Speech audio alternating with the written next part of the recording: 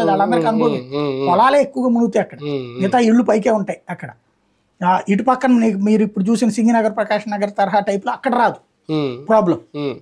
అక్కడ ఇంకోటి ఏంటంటే ఆ నీళ్ళు ఎట్టించి ఎటు కట్టలో నుంచి ఎటు కాలంలోకి పంపించాలో వాళ్ళకి తెలుసు, ప్రకృతిలో కొట్టేస్తుంటారు అనమాట.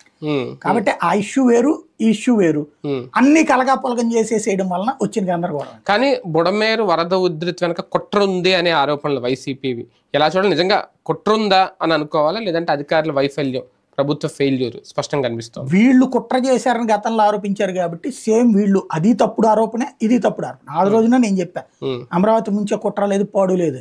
ఇది బుడమేరుని ముంచేసి ఆయనకి ఏమవుతుంది? ఇప్పుడు 2.5 లక్షల మంది 16 మంది చచ్చిపోవడం, 2.5 లక్షల మంది రోడ్డును పడితే ఆయనకి ఏమైనా అడుగుతుంది? కాబట్టి బుడమేరుది ఏ కుట్ర లేదు అందులో. చేతకానితనం ఉంది, పరిపాలన నిర్వహణ వైఫల్యం ఉంది, అధికార యంత్రాంగపు వైఫల్యం ఉంది. కట్ట అక్కడ VTPS దగ్గర లోపం జరిగిందా? ఎందుకు వాళ్ళు టైంకి ఓపెన్ చేయలేదు? లేదా కట్ట తెగుతుంటే ఎందుకు చేత కాలేదు? దానికి కూడా ఆల్రెడీ డైవర్షన్ బిగిన్ చేశాడు కదా నిమ్మల రామానాయుడు గారు. వాళ్ళు సరిగ్గా కట్ట మెయింటైన్ చేయకపోవడం వల్లని. కట్ట మెయింటైన్ చేసేది నాకు అర్థం కాలేదు. అసలు కట్ట అంటే అట్టెట్ట కట్టారు అసలు? దానికి పక్కన నువ్వు అటు ఇటు కాలవలాగా కట్టాలి. అది ఏంటి, నువ్వు